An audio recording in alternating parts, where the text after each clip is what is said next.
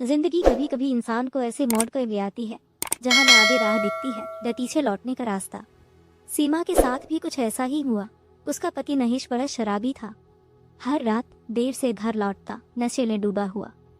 एक रात वो फिर उसी हाल में घर आ रहा था, तभी एक बड़े ट्रक में उसे जोरदार टक्कर मार दी। हादसा इतना भयानक था कि बचने की उम्मीद बहुत कम थी। जब पड़ोसियों ने सीमा को खबर दी तो वो भागती हुई गई और उसे अस्पताल ले गई, लेकिन डॉक्टर कुछ नहीं कर सके।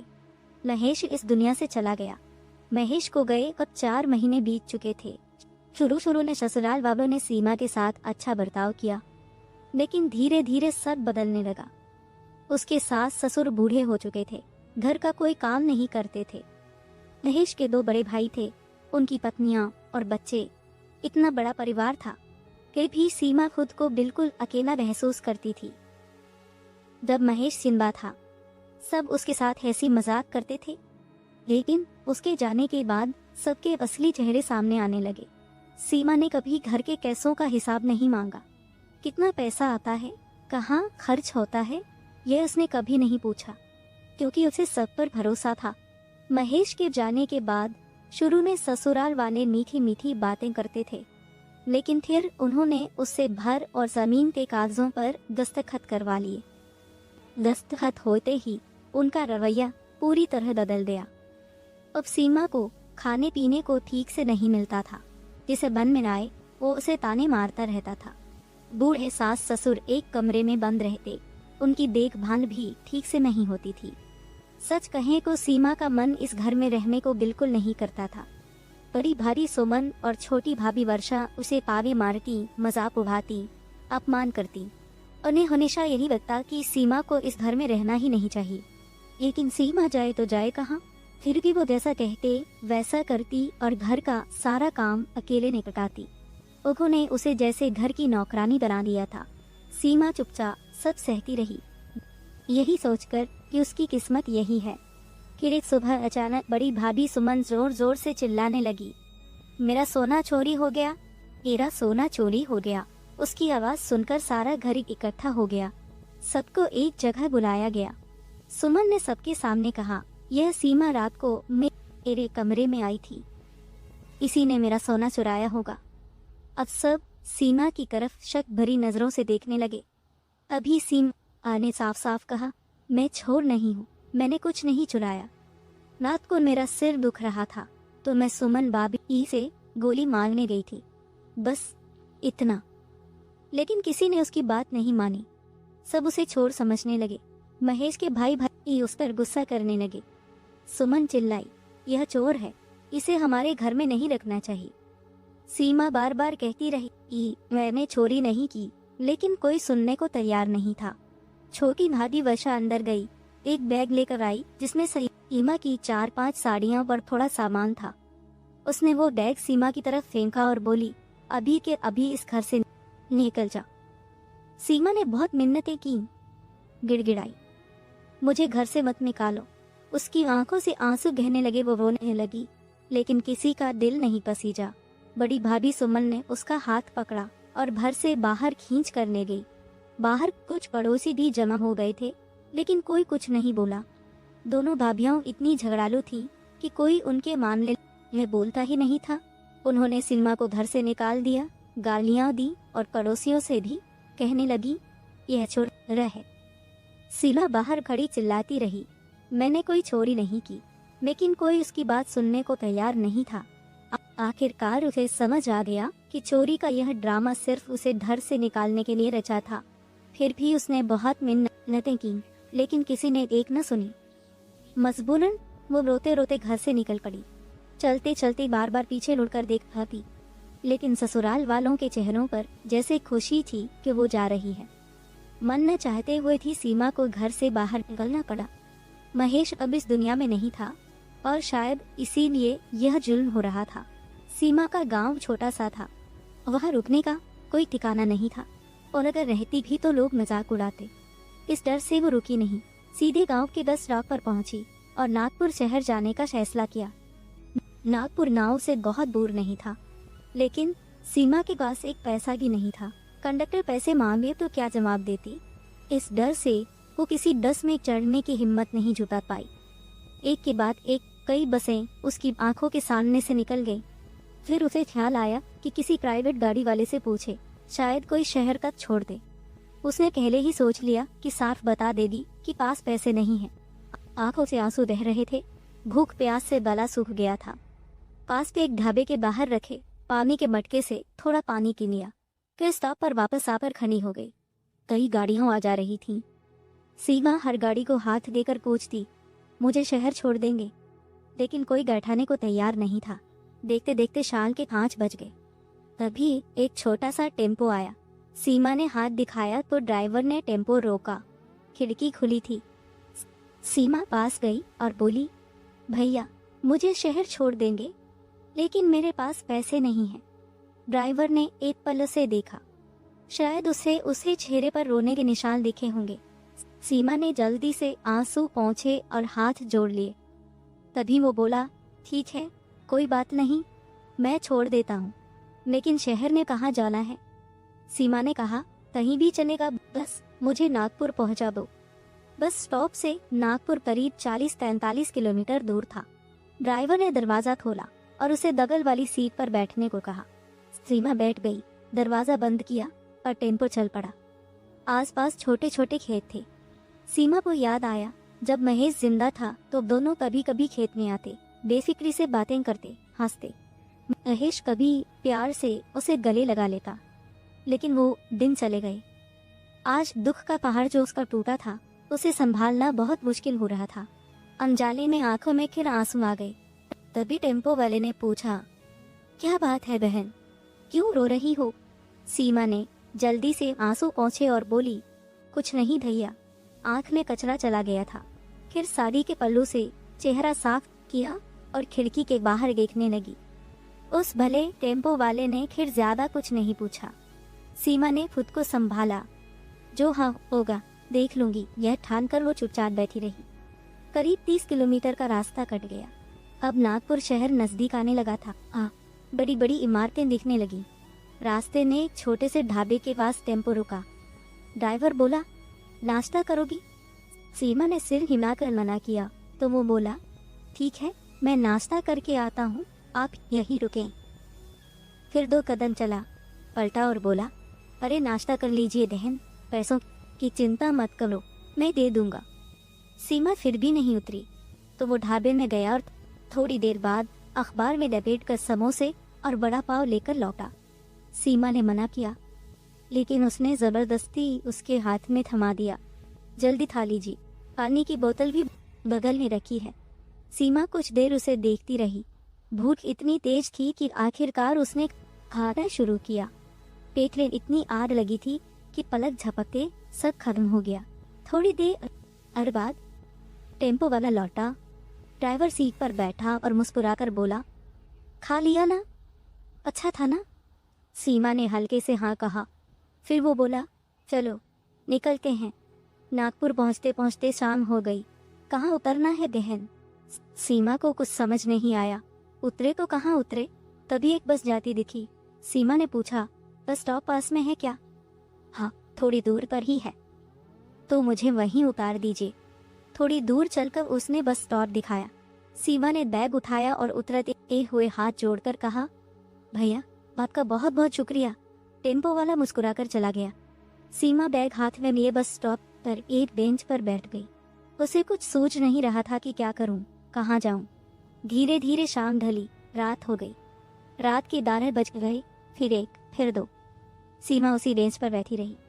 सारी रात नींद नहीं आई। दिमाग में हजारों ख्याल घूम रहे थे। क्या करूं, कहाँ जाऊं, मेरा क्या होगा? किसी रिश्तेदार के घर जाने का सोचा, लेकिन कोई इतना करीबी नहीं था। सीमा के माँ बाप भी इस दुनिया में नहीं थे। मायके जाने का ख्याल दिल से निकाल दिया। सुबह हुई, दिन निकल आया। वो अभी भी बस स्टॉप पर इधर उधर टहल रही थी। पानी मिल रहा था, लेकिन भूख जोर मार रही थी। जेब में पैसा नहीं था। तभी उसे अपने सोने के झुमके याद आए। सोचा, अब इन्हें बेचना ही पड़ेगा। पास की एक सुनार की दुकान पर गई। झुमके उतारे, सुनार को दिए। भैया मुझे इन्हें बेचना है। सुनार ने देखा और बोला, इसके हनार को 15,000 देंगे, चलेगा? हाँ ठीक है। सुनार ने झूम के रख लिए और 15,000 दे दिए। सीमा पास के एक ढाबे पर गई, कुछ खाना लिया, पेट में खाना गया तो थोड़ी राहत मिली। उस दिन किसी तरह काटा। फिर रात को फिर वही बस स्टॉप, वही बेंच, रात भर झक्कियाँ ली। अगली सुबह उठकर आसपास पूछताछ शुरू की। कोई काम मिलेगा, रहने की जगह मिलेगी? कहीं से कोई ठोस जवाब नहीं मिला। थोड़ा और दूर गई, कुछ घर मालिकों से पूछा किराए पर कमरा मिलेगा। एक औरत बोली हाँ मिलेगा, लेकिन पहले 25,000 जमा करने होंगे और हर महीने 6,000 किराया। यह सुनकर सीमा सन्न रह गई। उसके पास अब सिर्फ 15,000 थे, उसमें से भी कुछ खर्च हो चुके थे। कमरा लेना नामुमकिन था। निराश होकर वो फिर बस स्टॉप पर लौट आई। अगले 10-12 दिन उसने उसी बस स्टॉप पर काटे। रात को रही सोना, दिन में इधर उधर भटकना। अब आसपास की दुकानों के लोग पूछने लगे आप कौन हैं, रोज यही क्यों रहती हैं? सीमा ने 1-2 लोगों को अपनी आवलिती सुनाई, लेकिन किसी ने मदद नहीं की। अब उसके सारे एक ऐसे खत्म हो गए। आखिरी 100 रुपए बचे थे। सोचने लगी यह भी खत्म हुए तो क्या होगा। लोग उसे पागल या भिखारी समझते। कुछ लोग खाने को दे देते, कुछ 1-2 रुपए। सीमा रोज सब ले लेती। एक दिन उसे एक टेम्पो देखा जिसमें एक आदमी नारियल बेच रहा था। लो नारियल, ताज़ा नारियल। सीमा को नारियल बहुत पसंद था। वो टेम्पो के पास गई। टेम्पो वाले की पीठ उसकी तरफ थी। तभी एक औरत आई और नारियल लिया। सीमा ने सोचा इससे एक छोटा नारियल मांगो, शायद 100 रुपए में दे दे। उसने पूछा भैया बस 100 रुपए में एक छोटा नारियल मिलेगा? वो बोला नहीं, 100 का 4 है, 25 से एक पैसा भी कम नहीं। सीमा निराश होकर वहां से जाने लगी। तभी टेम्पो वाले की नजर उस पर पड़ी। सीमा की नजर भी उस पर गई। उसने ध्यान से उसका चेहरा देखा। कहीं देखा हुआ लग रहा था, लेकिन याद नहीं आया। फिर उसने टेम्पो की तरफ देखा और एकदम से याद आया, अरे यह तो वही गांव वाला है जिसने उसे गांव से शहर तक छोड़ा था। तभी वो टेम्पो वाला भी हैरानी से बोला अरे बहन। सीमा चुपचाप उसे देखती रही। वो बोला आप यहाँ कैसे, यहीं रहती हैं क्या? उसने सीमा को सिर से पांव तक देखा। उसकी हालत इतनी खराब हो चुकी थी कि वो आंखों में देखा। क्या हुआ आपको? आप वही है ना जिन्हें मैंने शहर छोड़ा था? सीमा ने धीमे से हाँ कहा। आपको नारियल चाहिए ना? रुको देता हूँ। सीमा ने मना किया, नहीं भैया रहने दो। लेकिन उसने टेम्पो से एक नारियल निकाला, काटा, साफ किया और सीमा को पकड़ा दिया। सीमा के पास आखिरी 100 रुपए थे जो ब्लाउज में रखे थे। उसने देने की कोशिश की। वो बोला रहने दो बहन। सीमा बोली भैया पैसे ले लो, पहले ही तुमने मुझे बिना पैसे गांव से शहर छोड़ा था। वो थोड़ा रुका, उसे देखा और बोला मैंने तुम्हें शहर छोड़ा था तो तुम कहाँ रहती हो? सीमा के पास इस सवाल का जवाब नहीं था। उसका चेहरा लटक गया। वो बोला क्या हुआ, बता सकती हो कौन हो, नाम क्या है? मेरा नाम सीमा है। जिस गांव से तुमने मुझे यहाँ लाया वही मेरा गांव था। मेरे पति कुछ महीने पहले गुजर गए। ससुराल वालों ने चोरी का इल्जाम लगाकर मुझे घर से निकाल दिया। मैं यहाँ आई, सोचा काम मिलेगा, कमरा मिलेगा, लेकिन कुछ नहीं हुआ। अब मेरी हालत बहुत खराब है। अगर कोई काम दिला सको तो बड़ा उपकार होगा। इकला सुनकर वो हैरानी से सीमा को देखता आ रहा। तभी सीमा बोली कोई बात नहीं भैया, शुक्रिया, और वहां से जाने लगी। 4 कदम चली, तभी उसने आवाज दी अरे बहन। सीमा ने पलट कर देखा। उसने हाथ से इशारा किया पास आने को। सीमा वापस गई। उसकी आंखों में ईमानदारी दिख रही थी। वो बोला देखो मैं तुम्हें कोई बड़ा काम नहीं दिला सकता, लेकिन अगर ठीक लगे तो मेरे साथ काम कर सकती हो। मैं इस टेम्पो में फल बेचता हूँ, कभी कभी सब्जियाँ भी। अकेले सब वालना मुश्किल हो जाता है। अगर तुम मेरी मदद करो तो बदले में मैं तुम्हें पैसे दूंगा। उसके बोलने में सच्चाई थी। सीमा बोली ठीक है, मुझे मंजूर है। वो बोला सीमा मैं तुम्हें रोज 300 रुपए दूंगा। रोज मेरे साथ काम कराना होगा, ज्यादा काम नहीं, बस थोड़ी मदद कर लोगी ना? हाँ कर लूंगी। ठीक है, कब से शुरू करना है? अभी से शुरू कर सकती हूँ। वो रुका और बोला, लेकिन सीमा, तुम्हारी हालत बहुत खराब हो चुकी है। तुम्हें पहले खुद को थोड़ा ठीक करना होगा, कपड़े बदलने होंगे। रुको, मैं तुम्हें कुछ पैसे देता हूँ। सामने कपड़े की दुकान है, एक साड़ी ले आओ। उसने जेब से 2000 रुपए निकाले। सीमा ने मना किया, नहीं, पैसे मत दो। वो बोला, यह पैसे मैं बाद में तुम्हारी कमाई से काट लूंगा। जाओ साड़ी ले आओ। सीमा साड़ी की दुकान पर गई। सबसे सस्ती साड़ी 500 की थी। एक साड़ी और एक ब्लाउज लिया, 650 लें। वापस आकर बोली, लो बाकी पैसे। उसने मुस्कुराकर पैसे ले लिए। अब अभी माल बेचना है, टेम्पो में बैठो। नहीं, मैं तुम्हारा काम देखती हूँ ताकि समझ आए। उस दिन सीमा ने उसका काम ध्यान से देखा। देखते देखते शाम हो गई और सारे नारियल बिक गए। वो बोला, सीमा चलो, अब मैं घर जा रहा हूँ। तुम कहाँ जाओगी? मैं बस स्टॉप चली जाऊंगी। वो रुका और बोला, सीमा, अगर तुम्हें बुरा न लगे तो मेरे घर आ सकती हो। यह सुन के ही सीमा के मन में डर आया, लेकिन इस टेम्पो वाले में ईमानदारी दिख रही थी।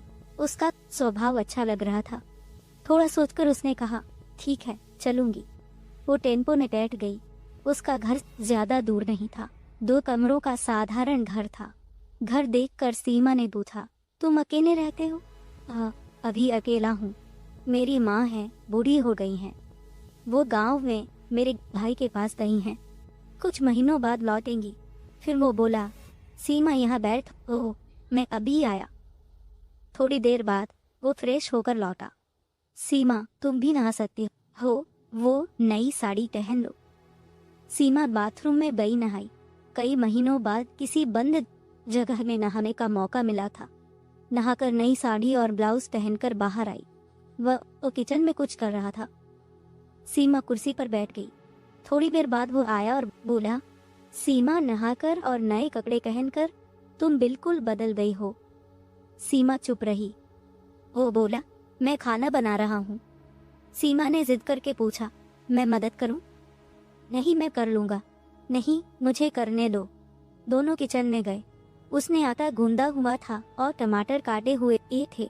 सीमा ने रोटियां बेलीन टमाटर की चटनी बनाई। थोड़ी देर में खाना तैयार हो गया। दोनों ने मिलकर नीचे बैठकर खाना खाया। खाने के बाद सीमा ने बर्तन साफ किए। रात के 9 बज गए। वो बोला, सीमा, तुम इस पलंग पर सो जाओ, मैं नीचे सोता हूँ। नहीं, तुम पलंग पर सो, मैं नीचे सो जाऊंगी। उसने 2 चादरें और एक तकिया निकाला। सीमा ने नीचे चादर बिछाई, तकिया सिर के नीचे रखा। वो पलंग पर सो गया। सीमा को नींद नहीं आई। उसकी जिंदगी में क्या क्या हो रहा था खुद समझ नहीं आ रहा था। थोड़ा डर भी था, लेकिन इस इंसान का स्वभाव इतना अच्छा था कि धीरे धीरे मन को तसल्ली मिलने लगी। तब सुबह हुई, तब जाकर उसकी आंखें लगी। थोड़ी देर बाद उठी, बाथरूम गई, नहाई, साड़ी पहनकर वापस आई। थोड़ी देर बाद टेम्पो वाला भी उठा। कोई परेशानी तो नहीं हुई? नहीं। चलो, आज मार लाला है। कब तक लौटोगे? कोशिश करूंगा 3 बजे तक आ जाऊं। वो चला गया। सीमा ने घर अंदर से बंद कर लिया। उसके जाने के बाद सीमा को थोड़ी शांति मिली। उसे यकीन हो गया कि यह इंसान अच्छा है। वो कुर्सी पर बैठकर सोचने लगी। रात भर जागी थी, वो आंखें भारी हो रही थी। पलंग पर लेटी और कुछ ही मिनटों में नींद आ गई। दरवाजे की खपतपाहट से नींद टूटी। खोला तो सामने वही टेम्पो वाला खड़ा था। कोई परेशानी तो नहीं हुई? नहीं, मैं तो सो गई थी। अच्छा हुआ, चलो अब निकलना है। टेम्पो में आधे से ज्यादा तरबूज हरे थे। उसने घर में ताला लगाया। दोनों उसी जगह पहुंचे जहां कल मिले थे। ईशांत ने वजन का पाटा निकाला, जोर से एक आवाज लगाई, आओ तरबूज लो, 15 रुपए किलो। 10 मिनट बीत गए, कोई नहीं आया। फिर 2 औरतें आईं और तरबूज खरीदे। उनके पीछे और लोग आने लगे। धीरे धीरे भीड़ बढ़ने लगी। वो बोला, सीमा, तुम बस पैसे इकट्ठा करो। सीमा पैसे लेने लगी। शाम 7 बजे तक सारे तरबूज बिक गए। दोनों पास की चाय की दुकान पर गए, चाय पी। घर लौटते वक्त सीमा की नजर एक बड़े तरबूज पर पड़ी। यह तरबूज यहाँ क्यों है? वो हंसकर बोला, अरे सीमा, ये हमारे लिए है। सारे बेच दूं क्या? एक अपने लिए रख लिया। घर पहुंचकर दोनों ने खाना खाया। फिर वो बड़ा तरबूज काटा, दोनों ने खाया। इतना मीठा और स्वादिष्ट कि मन तृप्त हो गया। कई महीनों बाद सीमा का पेट इतना भरा था। रात को वो पलंग पर सो गया और सीमा ने नीचे चादर बिछाई। धीरे धीरे सोचते सोचते उसकी आंखें लग गईं। अगले दिन से यही दिनचर्या शुरू हो गई। 1 महीना बीत गया। एक दिन वो बोला, सीमा तुम्हारा 1 महीना पूरा हुआ। 300 रोज के हिसाब से 9000 हुए। यह लो। सीमा ने हैरानी से कहा, लेकिन मैं तुम्हारे घर में रहती हूँ, खाती हूँ। वो हंसकर बोला, तुम खाना भी बनाती हो, घर भी संभालती हो, ये तुम्हारी मेहनत के पैसे हैं। सीमा ने पैसे में लिए और कपाट में रख दिए। इसके बाद ऐसे ही जिंदगी चलने लगी और 4 महीने और बीत गए और सीमा हर काम की बारीकियों सीख गई थी। एक दिन उसने उससे कहा, अगर हम फल बेचने के साथ जूट बेचने का काम भी शुरू करें तो कैसा रहेगा? हाँ, हो सकता है, लेकिन काम बढ़ जाएगा। कौन सा जूस? जो फल हम बेचते हैं उसी का जूस बनाएंगे। तुम्हारी सोच बहुत अच्छी है सीमा, लेकिन जूस की मशीन लेनी पड़ेगी। 15-18 हजार की होगी। दोनों बाजार गए और 15,000 की एक जूस मशीन खरीद लाए। उसके बाद सीमा ने अलग अलग फलों का जूस बनाना और बेचना शुरू किया। धीरे धीरे उनका धंधा बढ़ने लगा। एक दिन दोनों ने मिलकर एक छोटी सी दुकान किराए पर ली। अब सीमा तरह तरह के जूस बनाती। ग्राहक दिन ब दिन बढ़ने लगे। उनका कारोबार फलने फूलने लगा। एक शाम दोनों आगे वाले कमरे में टीवी देखते हुए खाना खा रहे थे। खाते खाते सीमा की नजर कोने की तरफ गई। वहाँ 2 चूहे भागते दिखे। सीमा को चूहों से बहुत डर लगता था। वो जोर से चीख पड़ी, क्या हुआ सीमा? वहाँ चूहे हैं? वो हंस पड़ा, अरे चूहे तो घर में होते ही हैं, लेकिन मुझे बचपन से डर लगता है। एक बार रात को सोते वक्त चूहे ने मेरा हाथ काट लिया था। डरो मत, मैं हूं ना। खाना खत्म हुआ। सीमा ने बर्तन समेटे, रात को नीचे बिस्तर लगाया, लेकिन डर बना था। तभी एक चूहा पलंग के नीचे से भागा। सीमा फिर चीख पड़ी। वो उठकर बोला, क्या हुआ? पलंग के नीचे चूहा है? अरे चूहे इधर उधर भागते ही हैं, लेकिन मुझे बहुत डर लगता है और कैसे सोऊं? वो बोला, सीमा तुम पलंग पर सो लाओ, मैं नीचे सो जाता हूँ। नहीं, तुम नीचे मत सो। आखिर पर जिद करके सीमा ने नीचे ही बिस्तर लगाया, लेकिन नींद कहाँ नहीं बनी थी। 1 घंटा बीत गया। तभी एक चूहा उसके हाथ पर से कूदकर भाग गया। सीमा डर के मारे जोर से चीखी और उठकर बैठ गई। उसकी चीख से उसकी नींद टूट गई। सीमा, अगर तुम्हें बुरा न लगे तो पलंग पर मेरे बगल में सो जाओ, जगह है। सीमा उलझन में पड़ गई, लेकिन और कोई रास्ता नहीं था। आखिरकार बोली, ठीक है। वो दीवार की तरफ सरक गया। सीमा पलंग पर लेट गई। वो बोला, सो जाओ, काफी रात हो गई है। सीमा ने चादर ओढ़ी। वो दीवार की तरफ मुंह करके सो गया, पीठ सीमा की तरफ। बहुत देर बाद सीमा को नींद आई। जब सुबह आंख खुली तो उठकर जल्दी से बाथरूम चली गई। उस दिन से कुछ दिन ऐसे ही बीते। एक दोपहर दुकान पर ग्राहक कम थे, चारों तरफ शांति थी। वो बोला, सीमा तुमसे कुछ कहना है। हाँ बोलो। एक बात कहूँ? हाँ बोलो ना। वो थोड़ा रुका। सीमा तुम मुझे बहुत पसंद हो। यह शब्द सुनकर सीमा का दिल जोर से धड़का। वो चुप रही। क्या हुआ सीमा, मैंने कुछ गलत तो नहीं कहा? सीमा ने धीरे से कहा, सच कहूँ तो तुम भी मुझे बहुत पसंद हो। दोनों की बातें चल पड़ी। तभी दुकान पर ग्राहक आ गए और दोनों काम में व्यस्त हो गए। थोड़ी देर बाद उसके मोबाइल पर कॉल आया। काफी देर बाद कॉल खत्म हुई। सीमा ने पूछा, क्या हुआ? माँ का कॉल था। हाँ, क्या कह रही थी? सीमा, माँ अगले 3-4 दिन में यहाँ आने वाली है। यह सुनकर सीमा घबरा गई, लेकिन चेहरे पर बनावट हंसी लाकर बोली, अच्छा बढ़िया है ना। लेकिन मन में डर बैठ गया, माँ उसे देखकर क्या कहेंगी, घर में रहने देंगी या नहीं। शाम तक सीमा अपने ख्यालों में डूबी रही। जब उसने देखा तो पूछा, सीमा क्या हुआ, कोई टेंशन है? सच बताऊं तो मुझे डर लग रहा है। तुम्हारी माँ आएंगी तो मुझे देखकर पूछेंगी कि यह औरत कौन है, यहाँ क्यों रहती है। अगर उन्हें मेरा यहाँ रहना पसंद नहीं आया तो। सीमा टेंशन मत लो, मैंने माँ को तुम्हारे बारे में पहले ही सब बता दिया है। माँ का स्वभाव बहुत प्यारा है, एक बार मिलो तो सही। यह सुनकर सीमा का मन थोड़ा हल्का हुआ। 2 दिन बाद वो अपनी माँ को लेने स्टेशन गया। जब माँ घर में दाखिल हुई, सीमा ने फट से उनके बाँह छुई। कविता, तू कैसी है? उसने झट से सुधारा। माँ, मेरा नाम सीमा है। माँ हंसी। माँ, हाँ सीमा, कैसी है तू? मैं ठीक हूँ, आप बैठिए, मैं पानी लाती हूँ। सीमा ने पानी दिया, चाय बनाई, खाना परोसा। तीनों ने मिलकर खाना खाया। माँ का स्वभाव बहुत प्यारा और नरम दिल वाला था। माँ को आए 5 दिन हो गए। एक सुबह तीनों चाय पी रहे थे।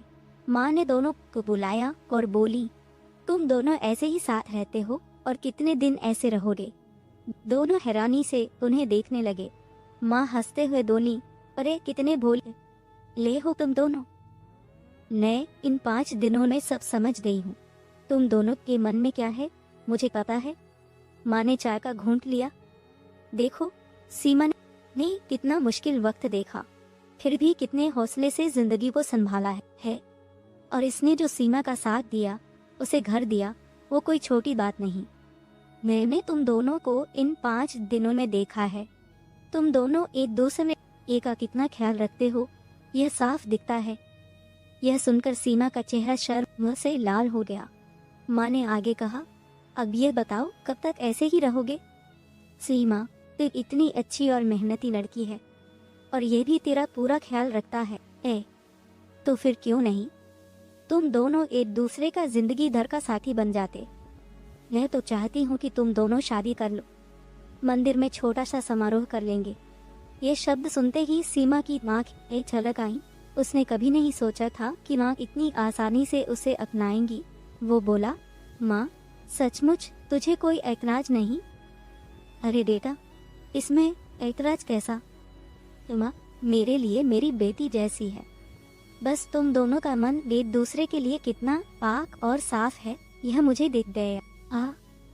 सीमा ने धीरे से कहा, माँ लेकिन मेरा अतीत, मेरी जिंदगी में जो कुछ हुआ। माँ ने उसका हाथ पकड़ा। बेटी, जो बीत गया उसे भूल जा।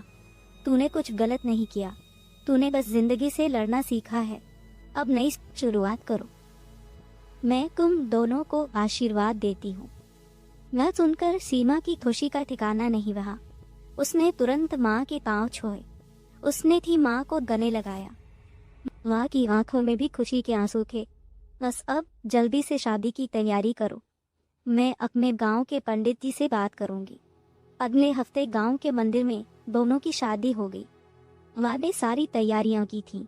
कुछ रिश्तेदार और पड़ोसी भी आए। सीमा ने वो लाल साड़ी पहनी जो माँ ने उसके लिए खास लाई थी।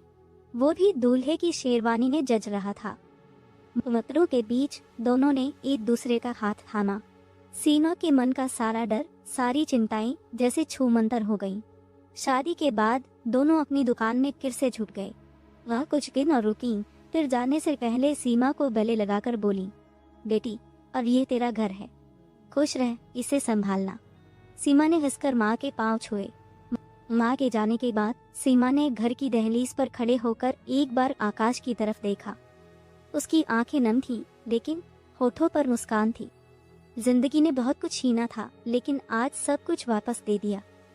उसने मन ही मन उन सबको माफ कर दिया जिन्होंने उसे रुलाया था, क्योंकि अगर वो तकलीफें न माती तो उन्हें खुशी भी न मिलती। नर्क के बाद उजाला आता ही है, बस हिम्मत रखनी पड़ती है। तो दोस्तों, उम्मीद है यह कहानी आपके दिल को छू गई होगी। अगर पसंद आई तो इस वीडियो को लाइक और चैनल को सब्सक्राइब करना मत भूलना। फिर किसी नई कहानी में मुलाकात होगी। बाय।